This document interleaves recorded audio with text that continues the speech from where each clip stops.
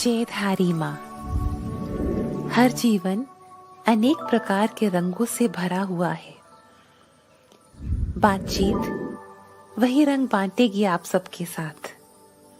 हम सब एक हैं, बस सोच अलग अलग है। बटोर लीजिए उन रंगों को, जो भी आप चाहें इस बातचीत से, और ढाल लीजिए अपनी सोच में। यही मकसद है इस बातचीत का। आइए मिलते हैं अपने प्यारे से मेहमान से। अतिथि देवो भव।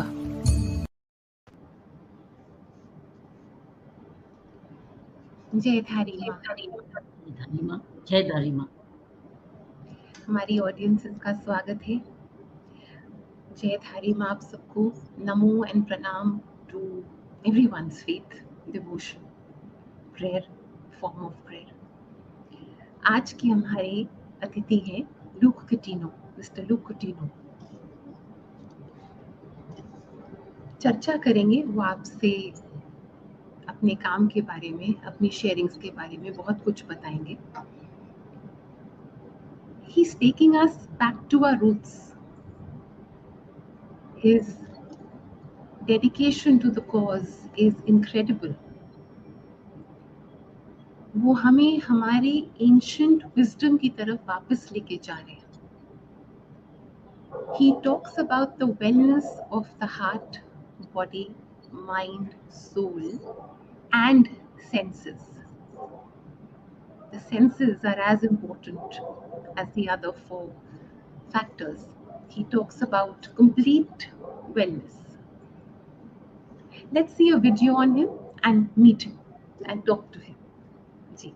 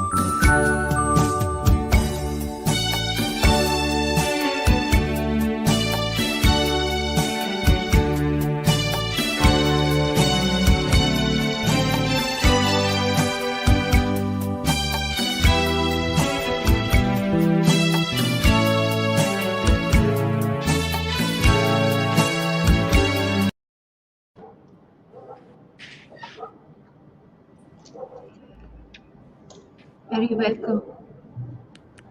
Hi, how are you? All very blessed. Very welcome. Very welcome. Thank you. It's a pleasure to be here. It's a pleasure to be here. Thank you. Luke, I read a lovely post of yours in the morning. So basic, so simple. Brush your teeth, do your asanas, get up in the morning, say your prayers, breathe right, sleep right. It's all taking us back to our roots, isn't it? At what point did your journey begin of taking us all back to our roots? Yeah, we try to keep it simple, but actually, my journey began over the last couple of years when I realized that most health problems today are not being solved with complication. We have so much of complication and sophistication when it comes to medical technology, medicines, nutraceuticals, different ways of working out, different sciences around eating. But how come the world is getting sicker and sicker? Is a question that has always played on my mind. When we have access to more content today, more access to more information, why is there more emotional stress, mental stress? With everything that we have, we should be a happier and a healthier world. So it started me thinking on what's missing. And the gap was lifestyle. We're moving too far away from nature, and we're moving too far away from the things that worked. So, it got me, back into what are the fundamentals? What is ancient wisdom? Well, of course, we have advanced so much in science, and a lot of science today could have also taken care of a lot of problems 20 years back then. But the point is, there was some ancient wisdom. There were certain things that our ancestors were doing the right way to be happier and healthier. So how can we take those learnings, and integrate it with modern science, modern medicine, and put together a model that can actually reduce the amount of illness and sickness and suffering that we have today, both physical, mental, spiritual, intellectual, all of it. And that's the concept of what our model revolves around, integrative and lifestyle medicine. We're not alternative medicine. We respect allopathy. We respect everything. But the patient is in the center. What works for the patient is right for him. We can't say medicine is bad if it's working. But can the side effects of medicine be handled better? We can't say Ayurveda is bad. It's working. But what are the lifestyle changes should the patient make? And if allopathy is required, how do you integrate the systems? But that is why we have moved recently back to roots, because when a problem's not getting solved, it doesn't mean we start looking for complication. Sometimes we go back to see, have we missed out the fundamentals? And that's exactly why we moved back to roots. Luke, do you want to talk about the 5 pillars of wellness that you insist on and then we build on it? Absolutely. So the 5 pillars that I'm talking about today are not my pillars. It is the fundamentals of the human body. So you see, any IT company, engineering company, anything to work has fundamentals. If the fundamentals work, the system works. And then you can build on it. You can move into complication, advancement. But if the fundamentals are not in place, the most complicated solution or complicated model will continue to break down and fail. So the point is, there are fundamentals of the human body as well. If we can maintain these fundamentals, we can recover better, we can prevent, and we can thrive. If the fundamentals are not in place, then we're constantly looking for quick fixes, things that can give us immediate symptomatic relief. But the root cause of the problem continues to affect us, which is one of the biggest problems, not just in India, but around the globe. Chronic sickness today is people are sick, they're on medication, but they're constantly on medication to keep them from being sick. How do we break that cycle? The symptoms are being treated, but the root cause is not being addressed. Let me give you a simple example. Someone has a headache, you take a medicine, your headache goes. Good, that's okay. You keep getting the headache, how long can you keep taking medication? Do you find out that your headache is because you have sleep deprivation, or you're constipated, or you have a deficiency of magnesium? Now you correct these problems, you no longer get a headache, so you no longer require medication. So integrative medicine is based on 4 fundamentals to help you address the root cause of your problem. Like I said, while the medicine is treating your symptoms and you may need it, if you address the root cause of the problem and you address it the right way, then you can eventually get off that medication in most cases. So the pillars that we talk about is number 1, nutrition. What you feed your body. Every cell in the human body requires food and oxygen to thrive, to recover, to prevent. So if I'm feeding myself the right nutrition, that is the right energy, that is the right information to cells to perform its functions. If I'm feeding myself the wrong nutrition, I have the wrong chemical messages going out to my cells. So that's our first fundamental. And we talk about balance. I'm not against keto diets and all of that stuff, but every one of these diets have their place. We cannot use them as shortcuts because every individual is unique. What works for me doesn't have to work for you. So number one is balanced nutrition. In balance, because we are products of nature. Nature works in balance. We work in balance as well. We don't need extremes. We need balance. The second fundamental is exercise. I say adequate because we don't need too much, nor do we need too little. We need the right amount of movement and exercise that suits our unique selves. The third fundamental is sleep. Sleep is everything. More than the quantity, it is the quality of sleep that matters. If we're sleep deprived, today's sleep deprivation is connected with every disease, every single disease, ranging from a hormonal imbalance to a cancer to an Alzheimer's, you name it. So sleep is one of our important fundamentals. The fourth is your emotional state of mind. Today, when I look at all of my clients who are 90, 91, 92, 93, 94, 95 without health problems, there's one commonality. They're emotionally well.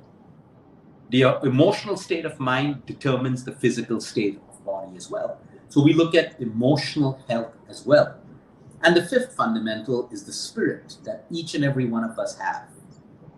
We all have a spirit within us. That's why we're spiritual beings. If the spirit is in harmony, your health works the right way.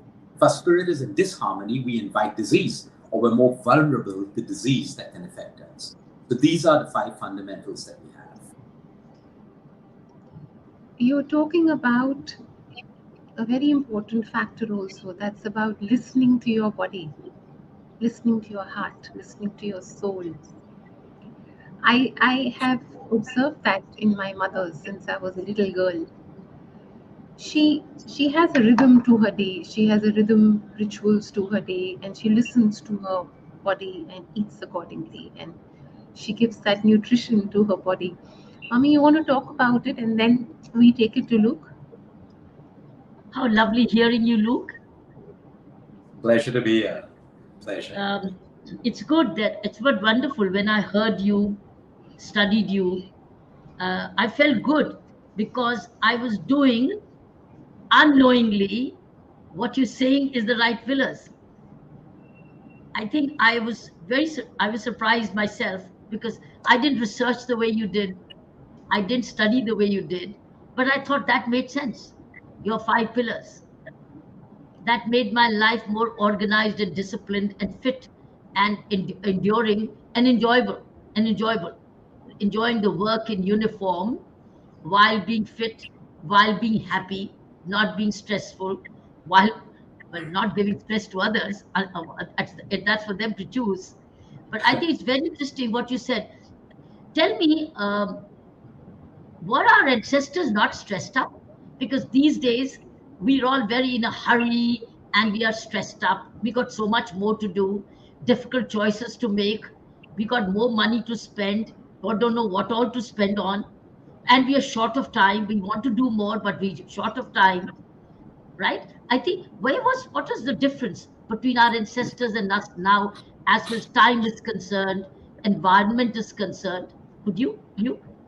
Absolutely, ma'am. It's a pleasure. And, in my line of work, I have the privilege to talk to people in their 90s. I have the privilege to talk to patients who are dying as well, who are aged 80, 70, sometimes 60 and 50 as well. And I always like to have conversations because, we always go with data. Why wasn't cancer rampant, diabetes rampant, heart attacks rampant with our ancestors? Okay, why is it rampant now? Because these are lifestyle diseases. Out of 100% of the diseases, 4 to 6% are highly genetic. No matter what we do, we can get it. But the balance 94%, they are categorized today as lifestyle diseases, which means they're caused by poor lifestyle. The beauty is they can also be reversed or made better with a change in lifestyle. Now, when we go back to our ancestors, of course, they had stress. I speak to so many of them. They had a different kind of stress, very different from us. They had the stress about finding food, money for their children, protection of their children from animals and villages. When I talk to them, it's a very different kind of a stress. But they adapted. They accepted that this is what it is. And when there's acceptance, there's action. So they started building models around that to make it better, to make it safer, or to thrive. they also didn't have as much as we did today, not just in terms of money. So there was simplicity in their life. Think about it. Our ancestors never had phones to keep in touch with one another, but yet they were happier people. They were not worried all the time. They trusted the process of life. That's where religion and spirituality grounded them, to trust that your child who's on a ship to London will be looked after.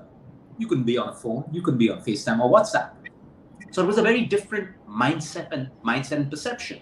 One would think today that because we can be connected with our kids and everyone all the time, that we should be stress-free.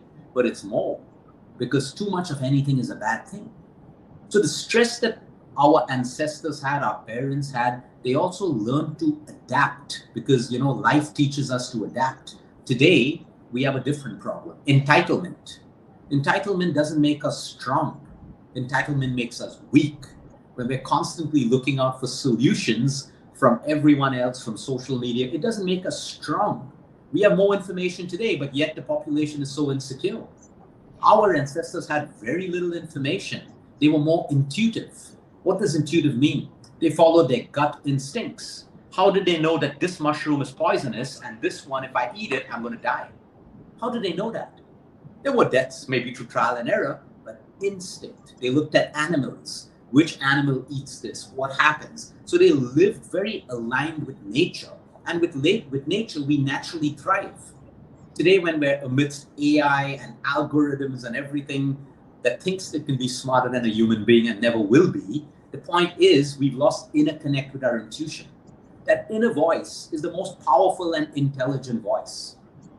I speak many times to my doctors who work, surgeons in the US and all of them, and though everyone is science-based, goes by the book, you know that 99% of the surgeons, when they have a body open in front of them, they will use instinct most of the time to decide, should I cut this? Should I leave this? Should I do that? They don't follow the book. They follow the book for anatomy, for theory, but instinct. Where does that instinct? And that instinct separates the best surgeon from a mediocre surgeon, the best doctor from a mediocre doctor. Instinct is everything. So you see, when today all of us start to listen to the voice in us, I'm telling you, most people let's take for example, the most people who want to fix their weight or disease, they already know what they need to do, but they're not doing it because they're looking for instant gratification, quick fixes, complication. Like if sleep deprivation could solve 90% of the problems, the simple solution would be sleep. But no, we don't want to do that, right? Because we want to find out, is there another way to do it without me sleeping? So the point is, we miss the fundamentals because the world has complicated our thinking. And that's why we have so much of stress. But if we have, in most relationships today, every partner knows what they should do and what they shouldn't do to make their relationship better. Everyone knows, but they're not doing the basics. They want complication. They want therapy. They want everything. I'm not against that, but have you got the fundamentals right? Are you listening to what your heart's telling you? You don't need to ask 10 people on social media or 10 friends whether you should divorce your husband or wife, or whether you should kiss your boyfriend, or whether you should do this or not. That needs to come from within. If you ask 10 people, you're getting 10 opinions which are based on their experiences of life. It doesn't have to be the right one for you. So you see, this is the difference between our ancestors and us. They adapted. The generations before us went through World War I, World War II. They went through famines, depressions, all of that stuff. Did they crumble emotionally? They adapted because the human spirit and body and mind has the ability to adapt. But today, it's not about adapting. It's about being comfortable.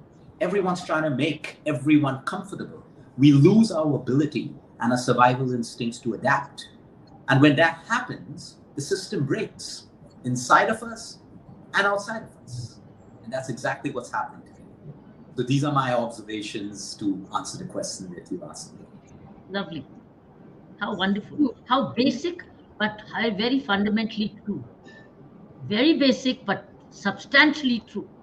Is it the value of time? What happened with the way they use their time? How does a time today, modern person use time 24 hours? And how did our ancestor use time 24 hours? Have you realized, have you seen a difference? You said a lot. Absolutely. Let's look at the way they use the time 24 hours. The morning, the afternoon, the evening, and the night. This is a brilliant question. See, our ancestors had purpose. Even if that purpose was getting a meal on the table, cooking a meal, going out to search food, going out to do there was a purpose, intention, and time. I always give the example to people who say, I don't have time today. You have time. You've just not organized it. Why do schools work? They follow a timetable. And that's why you can finish the curriculum in a particular time. Why does the Army, the Navy, the police force, the Air Force work? Timetable. Today, no one wants to organize their time. And that's why people, when I sit with some of my clients who are billionaires, and they say, look, I have no time to work out. I make them sit. And by the time we finish an exercise in 10 minutes, they have 4 to 5 hours to spare. Where did that 4 to 5 hours come from? Time wasters. Picking up the phone, unnecessarily scrolling, unnecessary conversations because you've not planned. There's no purpose. If I wake up and I plan, these are the things I need to do today. Okay, I have a purpose that I follow. Anything that comes up, something maybe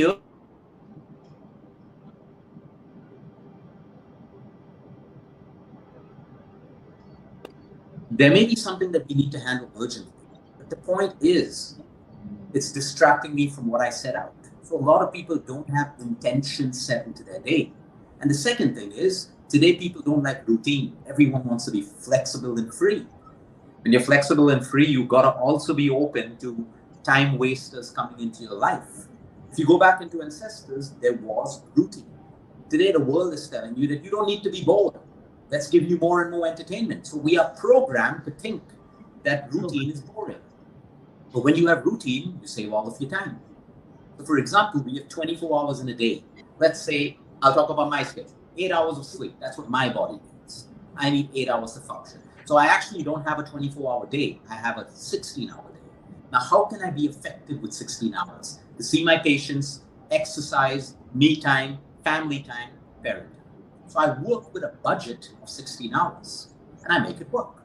On most days, it'll be successful. Some days you have added things that come up and you may lose time or you may have to sacrifice something out of that 16 hours to make it work. But the point is, like a budget, like a P&L statement. If you do not budget your time, you are losing it. So most people have time. They have time. They just don't know where it's going. And again, priority. So if my priority is social media, then social media is going to take up a lot of time in my day. If it's not my priority, but yet it's taking up my time, it's a time waster. So everyone has to go back to the simple exercise of budgeting your time, making a timetable according to your priority that will leave you feeling successful and fulfilled at the end of the day. And it's possible because if the billionaires can do it, CEOs can do it, all of us can do it. If it was a problem, then everyone would be struggling with time, right? But everyone isn't. It's only those who are not organized with their time that have a problem making time for it. So that's how we see it in our day-to-day patients. It is possible for us to make time and have a fulfilled life as well. Were they looking at Luke? Saina, if I can carry on one more question, if you have your permission. Because Saina is the boss of the show, not me. No, please. Luke, was it they were meeting their need, and are we whetting our greed daily? Absolutely. See, there are wants and there are needs and there are must-haves. We know that theory for the longest time. There's a lot of greed in today's world. Even enough is not enough for most people. And I'll tell you where this comes from. Because I don't want people to feel bad. All of us as humans in today's generation would have found that we're being over-ambitious and we want more and more. And we suddenly stop ourselves. And if we're honest enough, we're being greedy. We actually have enough. But where is this stemming from? Because we're comparing our lives with people all the time. Let's say, for example, person A feels enough and happy life. Now you start scrolling on Instagram and you see other people's lives, and all of a sudden it makes you feel inadequate about your body, about your bank balance, about everything. Because that's how social media is designed, to make you feel inadequate. Yeah. You have a great body, you're feeling good, and all of a sudden you see 10 other great bodies and you realize because of true comparison that you're inadequate. And that's where our source of suffering and misery starts. That's where greed starts. We can be ambitious. There's nothing wrong with being ambitious. In fact, I had a conversation yesterday with a billionaire. I said, how much more? How much more? When are you going to stop and enjoy what you have? So he said, Luke, I have enough. It's not about money. It's the thrill of doing business. So I said, that's great. But now, if it's only the thrill of making business, can you start making time for your health as well? Right? So you can't shave off a couple of $1 million deals to make time for your health, because you're not going to be able to enjoy your billions if that's your goal. And he said, that's a very good point. So the point is, we can be ambitious, but if we want to take more onto our plate, are we preparing ourselves physically, mentally, emotionally, and spiritually? So it's like the Army again, the Navy and the Air Force. The enemy is constantly getting stronger. That's why the Army, Navy, and Air Force, even if there's no war, they are constantly training every day, studying every day, because they got to be strong if the enemy is getting stronger. So today, in a hard world, if I want to take on more and more, and I'm up against pollution and pesticides in food, there's only one solution. Am I making my body and my mind stronger to handle what we have around as potential threats? If I'm not, I'm succumbing with disease and emotional breakdown. So have it all. I'm not stopping you. But if you're doing it at the cost of your health, it is not success. It is failure. It is absolute failure. In the business world, you may be successful. And who are these people who will be enchanted by your lifestyle? The ones who are only focused on money. So they become your role model. But the right role models are the ones who can do everything. Provide for their families, have wealth, give back, maintain health. All of these things together is what the definition of true success should be. We have a lot of people today who are rich and they die of a heart attack. Really, they were only successful while they were alive. They're not an example anymore. So the point is, what legacy do each and every one of us want? What legacy does the billionaire, the successful businessman want to leave behind? That you can build wealth and also maintain health and enjoy your time on this planet. If you just made wealth and everyone's crazy about you and you die of a heart attack and now you have, like, no one's talking about you anymore, what legacy did you leave? So it's very important for us to understand that greed, I love what you said, it is a world of greed, period. It's in all of us. Sometimes I find it creeping in me. And because of my mindfulness practice, I remind myself, Luke, this is now greed. Step back, look, because we're human. I'm not ashamed to say that. Step back, it's greed. Is it making you happy? No, go back to your source. You have enough, you're doing good. The more you do of this, if so much got you to where you are, I need to just continue on the fundamentals, right? I don't need to say, no, I need a bigger IT team, I need a bigger, no. The source brought me to this point. The source is what I need to nourish, not all the complication around me. So you are absolutely right. Today, there is so much greed in the world, so much at all levels. Teenagers, kids, parents, young adults, at every single stage. People don't know how much is enough. And that's why they fall back on spirituality. Because spirituality sounds good, but it's only good when you practice it, right? So even spirituality has become a fad today. Everyone can talk spiritual, read books, say I'm doing this. But when I ask them, so why aren't you practicing the essence of your spiritual path? And yeah, I'm struggling with that. Even that's become a fad. So it's all about balance, and greed is basically what is moving us away from our natural alignment with the source and nature. And that's where all our problems are. When we're aligned with nature, harmony. When we move away from nature, disharmony. That's how it is. Who were our ancestors listening to? Who were our ancestors listening to comparatively? Who are we listening to? And who are our ancestors listening to? Who? Brilliant question again. So you see, our ancestors didn't have all this information today. So they worked on wisdom, they followed religious paths, spiritual paths, and gut instinct. Today, with so much of information, there's only confusion. Everyone's fighting. My spiritual path is better than yours. I don't even want to talk about religion. Everyone's fighting for different spiritual paths. Spiritual leaders are fighting that my path's better than yours. The point is, it's not about that. It's about the essence as a human being. Like if someone asks me, Luke, who's your role model? I don't have a role model. I have many role models. I'd like to take away a little bit from someone and someone else. If I lock myself with one role model, it doesn't fulfill me. It's not natural to me. I can have 500 role models because there are 500 different things to learn. I work with spiritual leaders across 9 different paths in India. And everyone says, oh, Luke, why aren't you with this path alone? Why should I? There's so much to learn from another path as well. So I think we can be guided, but finally who we need to listen to is our gut instinct. I have thousands of people who are following spiritual paths and yet they're so unhappy. Why? Because while the spiritual path is teaching them something and they're trying to align to it, their gut instinct is telling them something else. It's like teenagers today. Try to be spiritual, meditate, great, but you're overdoing it. You're a teenager. You're supposed to have fun. You're supposed to experiment. You're supposed to be, there are phases of life. There are cycles of life. You can't try to do something at an age that's not right for you. Have a grounding of spirituality, but don't try to get so deep into it and yet you're unhappy.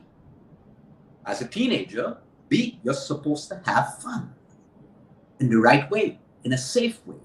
As an adult, there are certain things that you need to do. That's why as our ancestors reached 50, 60, spirituality gives them strength to get through those years, right? There's a cycle of life. If we're moving away from nature, it becomes struggle. Anything that becomes struggle, you know you're moving away from your alignment. When it's easy, it's easier because you're in harmony with it. So all these things are things that we can learn from our ancestors. They listened to one leader. It became easier. Today, everyone wants to listen to everyone. And that's where all the confusion and suffering is. Back to you, Sana. I've had my fill. No, I hope and pray the youth are listening to this. I hope and pray the youth are listening to what Luke is saying. We need a stop doing list as much as we need a to-do list. So now we need a list which says stop doing all this. And True. Start doing all this. Look, the Bhagavad Gita also says Kam, Krodh, Lobh. Lord Krishna has said Kam, Krodh, Lobh, lust, greed and anger. Yeah. By anger I mean a lot of inner frustration. Why are we comparing ourselves? Everybody is so unique. Can you talk about how Absolutely. people are getting into comparisons? Yeah, Lord Krishna says that every religion, even in the Bible, there are 7 deadly sins: anger, greed, lust, all of that. And now, see, there are 2 things. Today, everyone's trying to be good. They're all trying to be good. I get angry. Oh, I need to see a shrink. There are 2 kinds of anger. There's righteous anger, intentional righteous anger. Anger, like if I see a young girl being molested on the road, I need an emotion of anger for me to step in and stop that, to protect the girl or protect who's being attacked. Righteous anger. Absolutely. The police force needs righteous anger to discipline criminals. Nothing wrong with that. But you see, it's all portrayed the wrong way in society today. Now, if I'm creating anger in me because of envy, comparison, ego, pride, that is the anger that is dangerous for you, people around you, and your own health. But today, the problem is everyone's trying to be good. Everyone's trying and holding up that facade to try to be good when inside you're envious, all of that stuff just makes you such an unhappy person. The point is the 7 deadly sins, like the Vedas say, like the Bible says, is in every one of us. A baby who's born has all the 7 deadly sins. A baby displays jealousy, manipulation, anger, greed, everything. It's in us. But religion and spirituality teaches us to tame it. To tame it. We have consciousness, unlike animals. That consciousness allows us to tame these sins. So you see, the point with anger today, most of it is self-made because of ego and pride, constant comparison. Entitlement. Whoever said that when you're dating, your partner has to be with you for a lifetime? Whoever gave you that entitlement? The movies, songs, books? Of course, no one has to love you forever. Maybe you can go through 10 relationships before you find love again. Whoever said that you shouldn't get sick no matter how fit you are? We wish, but if it happens, it happens. We can't be angry. We need to accept it and move on. Whoever said that success is only a one-way road without failure? Whoever said a happy life is without struggles and without sadness? You see, this is a feeling of entitlement because we look at content that portrays this, that happiness means no suffering. Whoever said that? So when we change our perception to what's happening, it is the only way we can change our emotional health. Everything, the word is perception. When we remind ourselves that we are going to die. I keep telling this to everyone. If you want to be inspired to live well, just remember that you and everyone around you is going to die. That's the best inspiration to live an abundant life. To forgive. You need inspiration to forgive. Here's your inspiration. Everyone's going to die. Why you want to hold a grudge? It's difficult. It's not easy. I'm agreeing to that, but stop the process because it's hurting you. So you see, a lot of emotional problems today is made because of this perception. We feel entitled all the time. We feel that life has to only work for us. And when it's working for us, we're on the top of the world. But the moment it doesn't work for us, We emotionally crumble. And that's the thing happening in the world of parenting today. Difference between parenting in ancestors and now. Because parents are constantly telling their kids, you're the best, you're loved, you're whatever. Which is good, but prepare them for the real world. Because the moment they step out into the real world, no one gives a damn about them. People are going to tell them, who cares about you? It's a cruel world. And then they crumble. Because they've grown up thinking that, oh, everyone has to love me, I'm protected, I'm pampered, and all of that stuff. And that's why we have a breakdown in the emotional system today. It's making people too soft. There's nothing wrong with being soft, but there's everything wrong with being soft in a world that is hard. So while we can teach compassion and empathy, we also need to teach strength, values, courage, adversity, resilience. And then the system corrects itself. Because again, why did the system work 15 to 20 years ago? Why is it breaking down today? So you got to look at the data and the statistics. It's because people have become too soft. Policies and rules have become too lenient.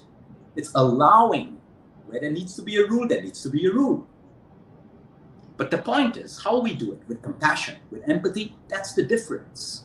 That's the difference. So these are the things I'm talking to you based on the kind of patients that we see today. Someone on antidepressants because his girlfriend said that I don't want to be with you anymore. And the boy is like, oh, she's my life. She's good. Go through the grief. It's hard. Heartbreak is hard. But it's about time you start getting out of it and knowing that there are other girls or other boys that you can't get in touch with. You have to lead them on that path. But what's the world, most of the world doing? Oh, you're depressed. Come to me. Speak your story to me every week. Yeah, take this pill. You'll feel better. I'm not against medicine for this, but can you counsel them to also toughen up? Because that's what they need. Let's go back to schools before. Bullying is more rampant today with psychological disorders that follow. What happened in school before? You bullied, you punched, okay, mom came to school, dad, all of that over.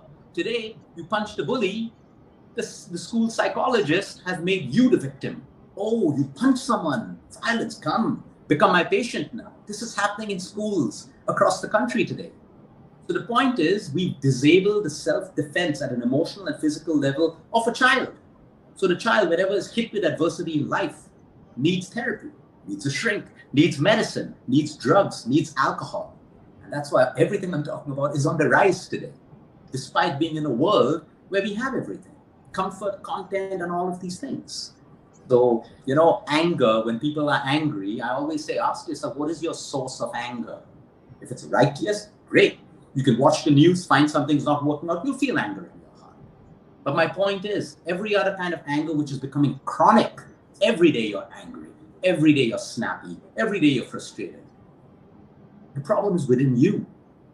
And only you can solve it by stopping to compare yourself, facing fears, accepting certain things about life, changing perceptions and belief systems that you built up to protect yourself, lowering the ego and pride. All of these come together. And that's the gap that I see in today's world. What were the methods of self-watch earlier and methods of self-watch now? Of self, sorry? Self-watch, self-witnessing, self-watch, self-restraint. What were the methods of self-restraint by our ancestors? And what are the methods of self-restraint, if any, now? Okay. So I think patience is their answer over there. And ancestors and stuff, of course, people fought. There were murders. There was all of that stuff or whatever. But life moved at a pace today because everyone's on the edge. Our reaction time compared to our response time is way quicker. And that's also driven by ego.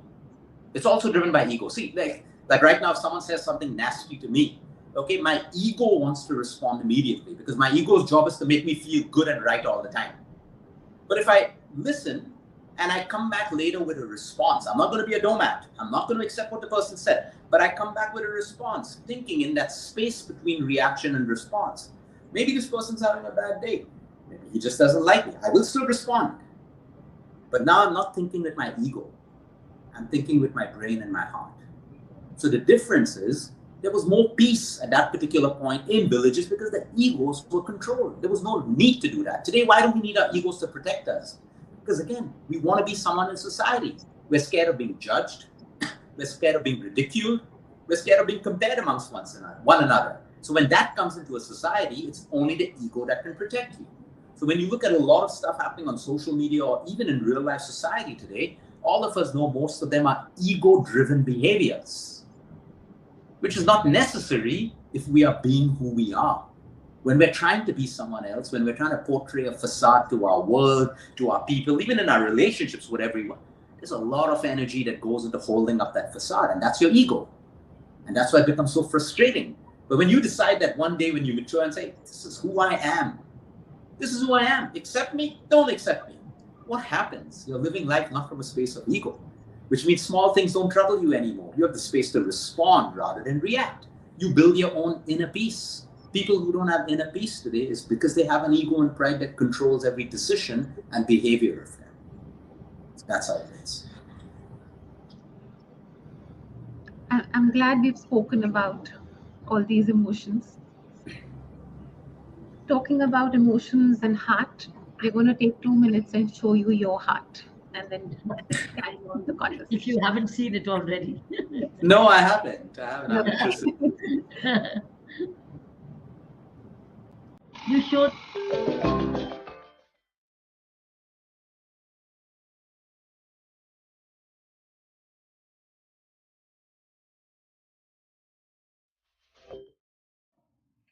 See, you show others their heart.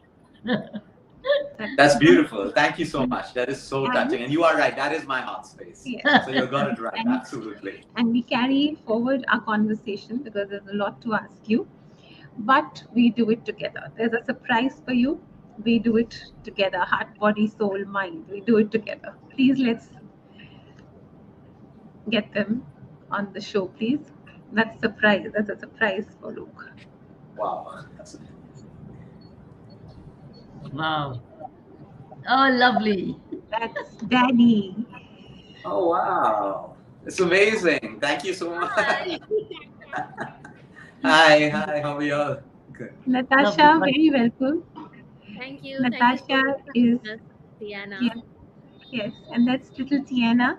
Tiana, hello. Hi. Hi. Lots of love.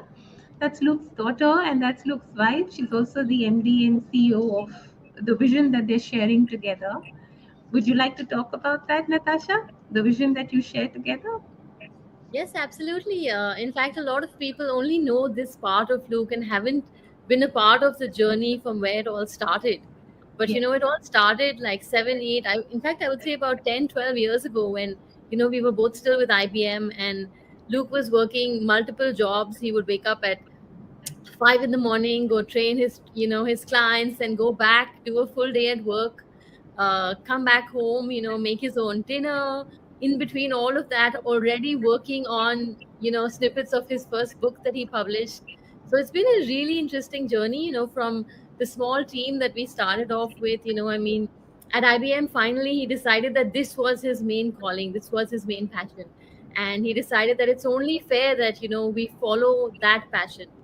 And of course, after Tiana was born, I went back to work as well. And I remember him saying to me, "Why are you working for another company? Come work for me and let's grow this together."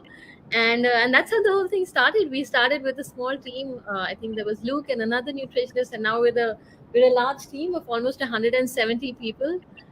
Team Luke as we go by, and we're all very proud of everyone that's part of our team. Yes. Tiana, sweetheart, you want to say something about Daddy and Mommy? Oh, Daddy, what they don't know. Daddy's actually very good on the camera, but actually he's a naughty daddy.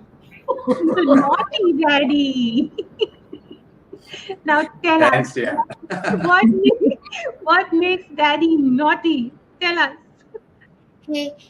At night he goes and we always play funny games, and sometimes on the weekend Daddy goes to the fridge in the middle of the night to eat something. He raised That's a secret out. Bless He you. picks a chocolate. He picks a hidden chocolate for himself. Maybe he's hidden a nice chocolate. Couple of them, actually. Couple of them. Yeah. Couple of them. So now we know what you like, Luke, on the sly. Some chocolate. That's wonderful. Oh, who's that, That's- Tiana? Sneaky. That's your cat. Yes. What's her name? Sneaky. Sneaky, Yeah, that's our hello. new pussycat. Sneaky, Say hi. get Sneaky on the show. Hi. Sneaky, hi. Sneaky, Meow, meow.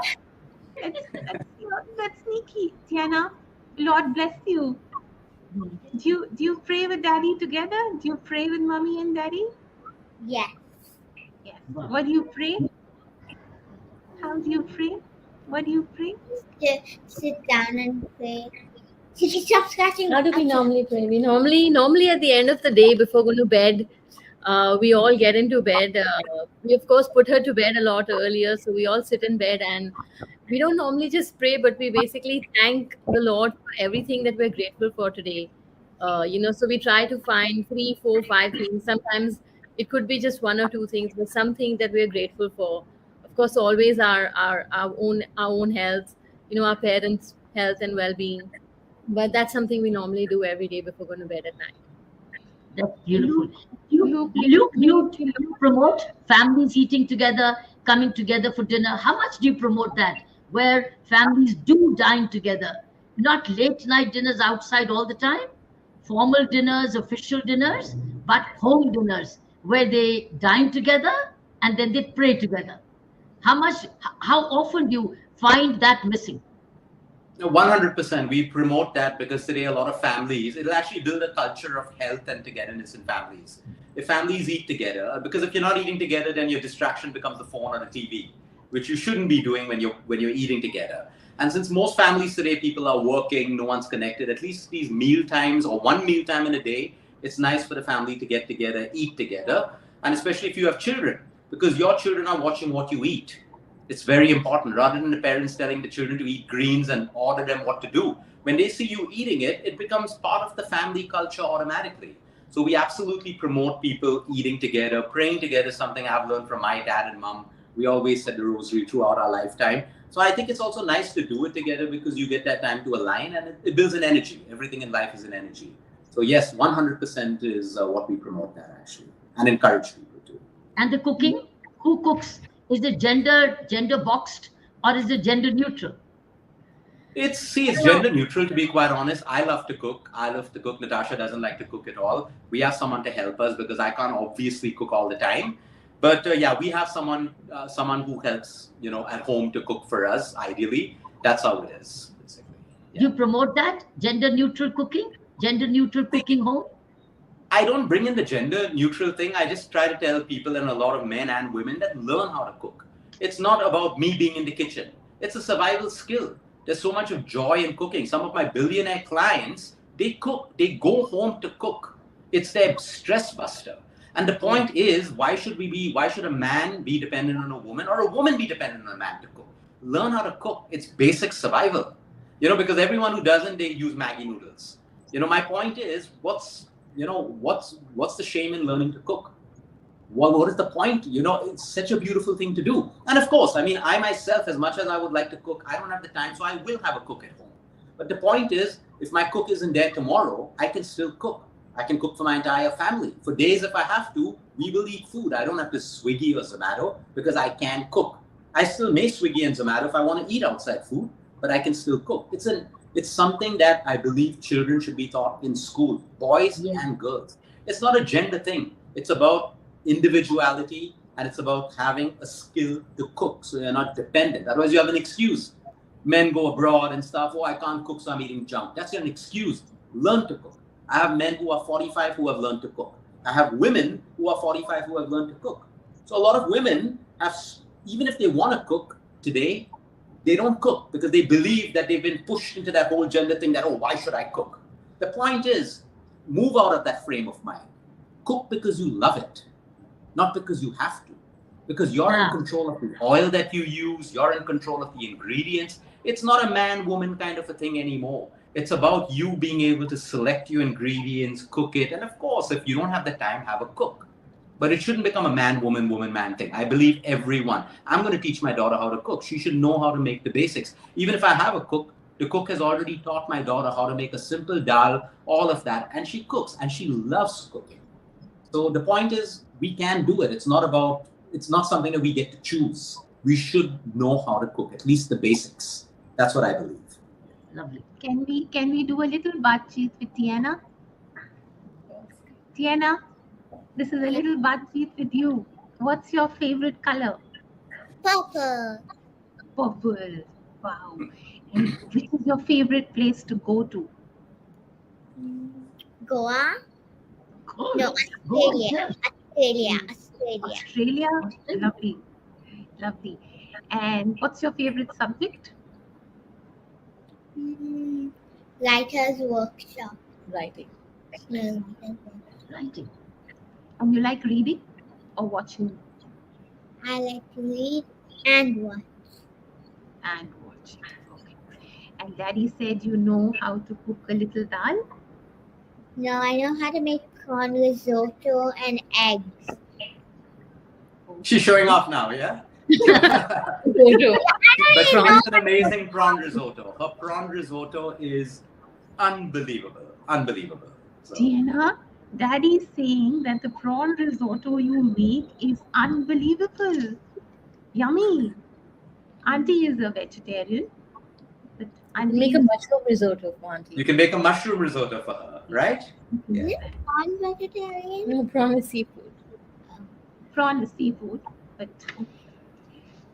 that's lovely. The Lord bless your family.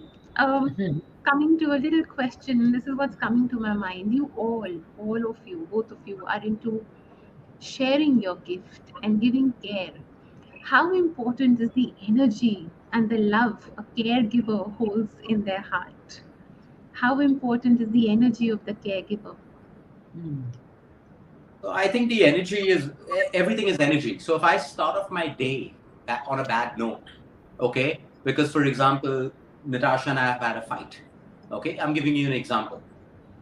The energy that I can give my patients is completely different from the day when I start my day off well.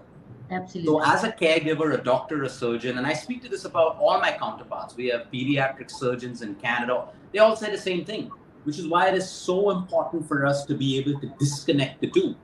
It's the same thing with my nutritionists. I just gave you my example because I like leading by example. It's the same thing with my nutritionists and doctors. If they've had fights with their spouses or parents, they have a miserable day giving that energy to their patients. So everything is energy. Every single thing is energy. So I believe that we are responsible for our own energy, and we have to build environments around us, because imagine if that energy changes me, what's it doing to a patient? A patient who is in an environment of poor energy, constant fights, toxic relationships, they can never heal. They can never get better, right? So your question about energy is so dynamic. We have to learn how to create it. That's why mindfulness, forgiveness, letting go, or making changes. Sometimes you've got to make changes in a toxic relationship so that you can maintain your own energy, where you need to use it to create energies in other people's life. So that's how the principle of energy works. And there's never going to be a perfect world where your energy is going to be all good all the time. You've got to work towards it. And that's the hardest part of a job, of a doctor, of a nutritionist, of a caregiver, that's the hardest part, because the patient is dependent on your energy. So you have that whole burden of trying to, you gotta maintain that energy right through. And that's how it is. It's a brilliant question. Thanks for asking that. I mean, if Natasha wants to answer that as well, I'm sure she can. Yes, Natasha, please. I think Luke rightly said it, like Luke and I think all of our team of nutritionists that are actually dealing with clients, when you're already dealing with someone that needs help or needs support, your own frame of mind is so important. I can't motivate somebody if I'm not feeling motivated myself. So I think us as a back-end team as well, we're constantly trying to make things easier for them so that they're not stressed out at work. They're, able to maintain their own work-life balance. And we're not a corporate structure in any way. We're trying to be as non-corporate, so as flexible as possible. In fact, out of about 164 people that work with us, I think almost 160 of them would be women. All working moms, some of them married, some of them not, some of them with kids. So the fact that we can give them that platform as well, where they can, feel accomplished in life as well as run their homes and their families, is really good. You have a very loving team. You've held them together. Yes, we have. You're holding your team together and you're nourishing them. and they are going further to nourish so many people out there. And we're successful because of that. We're 100% successful because of that. Because if we have a demotivated team, there's no way we would have reached this level of success. We may have reached it to a level which is much smaller than today, but it's impossible to reach this level without our team. And our team is amazing. We have ups and downs, of course, like any team. But I think we are one of the most amazing teams, and that's why we are successful. That is why they are successful, and most importantly, that's why our patients are successful. So that's how the system works. That's how the cycle works.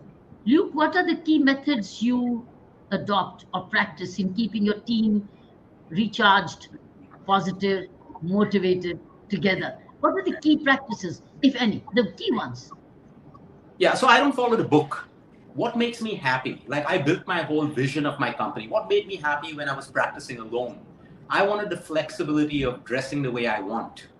Okay? I wanted the flexibility, even if I'm on a holiday on a beach, I can still speak to my patients. I can still be there for them. So knowing that, I built that flexibility first in my life, and then I built it into their lives. So today, my nutritionists work from New Zealand, Switzerland on holidays. They work from beaches. They work from wherever it is. And they love that. They have that flexibility. We have many girls in our team who have taken breaks, pregnant, got their kids, come back to work because they know they have a job, had their second child, and come back to us. So technically, what I would want for myself, what Natasha would want for themselves, is what we've tried to create, what we want for ourselves, we've created for the team. So I don't like to be bound by corporate rules and this should be that, all of that. Sometimes there's a lot of sense in corporate rules because it keeps hierarchy, discipline. But we want to go beyond that because I need my nutritionist and my doctor to be happy when they're treating my patient. If they're not, they cannot give their best service. Because a lot of what we do, while there's medicine, there's lifestyle nutrition, we primarily give care and love to our patients. And for that, you can't fake that. You can't learn that. We got to create it. So if my nutritionist is unhappy today, a nutritionist, I'll give you an example. Today, in between my day, I had one of my most valuable, all my team's valuable, but I'm saying valuable for this girl because she's been with me from the start. She called me up and she said, I need to speak with you. And I spent 2 hours with her because she was going through certain problems. And she said, look, I need to be happy if I need to continue being the best. So we spent that time, we worked with her. And that's what we continue doing because our next goal is our next patient. It's as simple as that. So we're as flexible as we can. I try to stay away from the corporate part of structures because I never liked it. And I don't like rules. But I follow the rules. I'm speaking to an ex-inspector and all of that stuff. Don't get me wrong. But yeah, I'm the kind of guy, if someone puts a rule, I look for 10 ways to break it first. Because I don't like to be controlled by a rule. I look for 10 ways to break it. And that's what's made me successful at my job. So when someone says this is an impossible cancer case, I will find a way to solve that problem.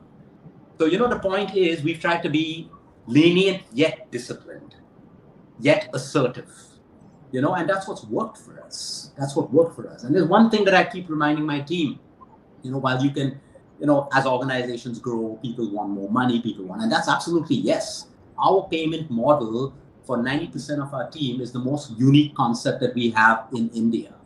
If I make money, my nutritionist and doctor makes money. How does that work? They're not on fixed salaries. So if we get more patients, they're making more money. So my nutritionist, my highest paid nutritionist example could make 5 lakhs a month based on how we do. So if we do a good job with a patient, that patient tells 10 other people. Those 10 people come to us.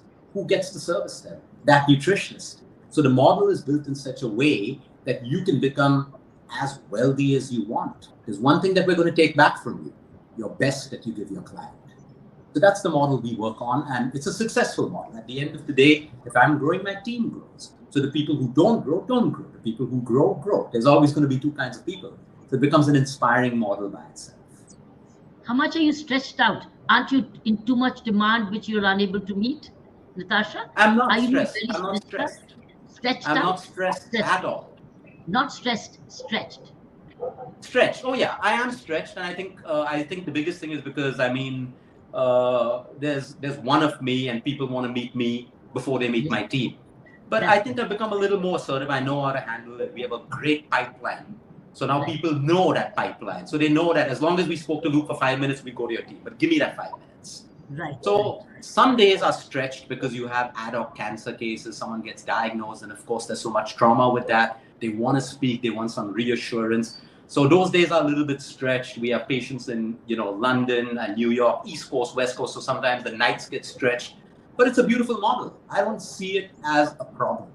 There's always a solution. Build a bigger team. So we look at putting people in Dubai, in the US, and so they can handle those people. There's always a solution. So I don't think I'm stretched. There are days which are stretched, and then there are days which are brilliant. So that's what life is, right? It's going to have Do you do everything. induction? Luke, do you do an induction any induction in the team, or they just walk in and do you get them going? Do a little induction because they need to be understanding you. There's a lot of induction. There's a lot of unlearning because a lot Right. of nutritionists and doctors come with a fixed mindset. I was taught about this. Carbs are bad. Sugar is bad. This is bad. So we need to make them unlearn. So our training is very, very rigorous. Our induction Right. process is beautiful. They get to know us. At any given point, there are 100 nutritionists who are waiting to work with us. There are innumerable doctors who want to work with us. But in our line of work, if they're willing to unlearn, if they're willing to, be beyond the system, we don't need the most qualified people. I need the most passionate people who have skill and will. And that's how our induction model works. So yes, there's a lot of training that happens literally every week because we constantly learn. Disease is changing. Lifestyles are changing. So we can't go by our system, which was 9 years ago. It's changed. It's all different. So we have to keep learning and we have to keep training. Yes, Saina. It's time, but there's so much to ask Luke about so many things. But I do want to ask you, Luke, before we let you go. You've dealt with all kinds of emotions, issues, health issues. Is there a common factor that you see amongst those people who make a resolve to overcome their challenges? Is there a common factor? Is there any emotion that you see that keeps them going? See, it's hope and belief, right? And it's also, realizing at the end of the day, no human is perfect. No human is perfect. Even the top spiritual leaders I work with are not perfect, and they're humble enough to admit that. The first word is acceptance. Okay? It's what we expect, because if we think everything is right about us all the time, right, then you're operating from the source, which is ego, not from yourself. No one is perfect. Not even the best person is perfect. We can build, facades and stuff, like I said. So the common emotion is denial. There's a root to this. No one's at fault today. If there's an angry person, if there's an envious person, it's linked back to their childhood, the way they were brought up, society, the friends they kept. So it's not your fault, but it's your fault if you're not willing to change. It's your fault if you're not willing to put in the work to change that. You can't always go on from an ego point that this is how it is and this is how it should always be. Finally, you're going to be the one suffering. While you create suffering for everyone around you, you're the one going to be suffering. So the people who emotionally mature, they do it with understanding and with the want to feel better about themselves. Because you can't make other people, like Natasha said, you can't make other people feel better unless you feel good about yourself. So the point is, the people who emotionally mature is because they accept. And I keep trying to tell people, the more you try to show people that you're the most honest, perfect person, the more denial you live in. Because there is no one out there who can be 100% honest. I give this simple example about women and men in relationships who demand honesty. Okay? Were you honest when you were dating your boyfriend or your girlfriend? You lied to your parents. It's a lie. It's dishonest. Now you're just building a context that suits you in your relationship. Dishonesty exists, but it can be tamed. Intentions can be set. So no one is without sin in this world. And the sooner we accept that, the more peace we make with our advancement in evolution. It's as simple as that. A lot of people get angry inside, but they're showing the world they're calm. That anger is causing your cancer today. It's rotting you from inside. That resentment, that guilt. So action is the word. People who emotionally evolve, they take action. They change themselves. They stop trying to change people around them. You stop trying to change people around you. You change yourself. And this is the essence of emotional maturity. A medicine can't fix this. A drug can't fix this. A food can't fix it. The person has to fix it on their own. That's how it works. I wish we could go on because I We'll ask wanted you to more. Yeah. ask you more.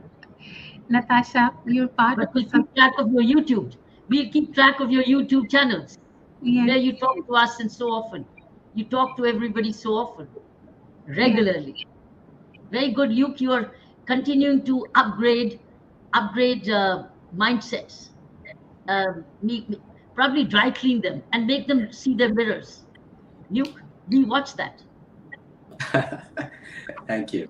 Thank You you. really showed the people the mirror. Say, now you judge for yourself. Thank Right, you. Sana?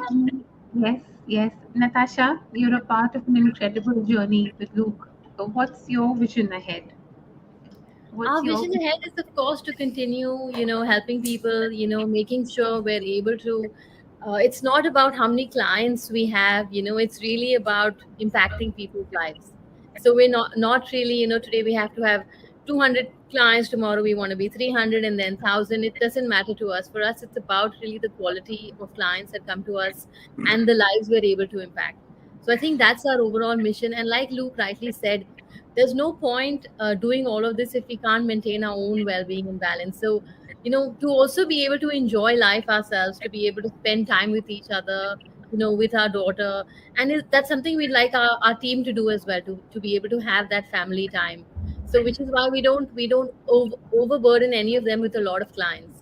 We say some team members might have 5 clients that they're taking on because they may have just had a baby, but I have another team member that might be handling 40 clients because they have the bandwidth to. So it's about balance in everything that we do, and we try to help our team members also follow that. Lovely. So many messages and takeaways. Yes. Tiana? Yes. Oh, will you be my friend? Okay. Okay. So we're going to be friends. Awesome. And you want to share your love with Daddy and Mommy? You want to say something to them? Daddy, what time are you gonna come home? Right after this. We Right need to after let you this. go. So we're not going to hold you longer. We've got the message. Yes, We've Betty? got the message. You said something? This is Daddy's time. We've taken 8 minutes from Daddy's time. 6 o'clock is Daddy's time to go home. Tiana, you have any message? You have any message? You have a message? No. You want to say something? No. That's the message. That's, yes, live and let live. That's the message. Yes, that's the message. Tiana, we love Yeah. you. We love you. And you're a really, really sweetheart. You're Lovely. a Blessed sweetheart. family, a blessed Goan family. I guess Goa has a full impact on you. Goa is very special. Goa is very special to give you this beautiful mindset. I'm so happy. Thank you. Yes. God bless you. Mama, bless all of you. Thank you so much. May the Lord be with you always and your family and your home. Thank you. All your prayers And with be you all answered. as well. Yes. All your Thank you patience so be there. much. Natasha, thank you so much. Oh, say this is bye. Thank you. Bye, baby. Thank you. Only it was Daddy and now. Bye-bye. We love you. That's an e-hug for you. Tiana, Baby, it's you an e-hug. Can I give you an e-hug? An e-hug? Yes, thank you so much. It's an e-hug? Yeah. Tiana, like this. A hug is like Yes. this. Do it It's an like- e-hug. Yeah. Now it's hug. An Okay. e-hug. Yeah. Okay. Bye-bye. And a lot of Tiana, you made this Baatcheet most special. yes. Very Thank you. unique. You made it most special for us. Yeah. Thank you for coming. Very, very special family as well. Thank you. Yes. Very Thank blessed. you. Thank you for having us. Thank you for Lord, having may us. the Lord Yeah. bless them. Thank you. He Amari says, audience, keep safe. he says bye to you except he's sleeping. Yes. She's sleeping. What did you say? Lot of her little catty is sleeping. Okay. Okay. Yes. We she's won't sleeping. disturb her now. And Daddy should be home soon now. Go Daddy ahead. should be now home. This is not right. Daddy should be home. Daddy should always be home. And Ma bless the family. May Lord bless the home and family. हमारी you. Audiences का बहुत बहुत शुक्रिया कि आप हमें join करें और और आपने आज कितना कुछ सीखा, आज कितना कुछ सीखा ल्यूक से। सीखा। पर आपने एक बात आज देखी, nothing is going to work until you do. So make the resolve and put in the work, put in the prayers, put in the effort, put in the love. And put it's in not your heart. mysterious. Just be simple. True. Just be Absolutely. honest and Go simple. back And be at peace. Be at peace with yourself. And be go giving. back to your roots. See, Go all back these to values. Ji. Thank you. Ji. Thank you. Thank you. Bye. Thank Bye, everyone. you. See you. Lots of love. Lots of love. Thank you. हमारी audiences का बहुत बहुत शुक्रिया। जय धारी माँ। मिलेंगे अगले महीने आप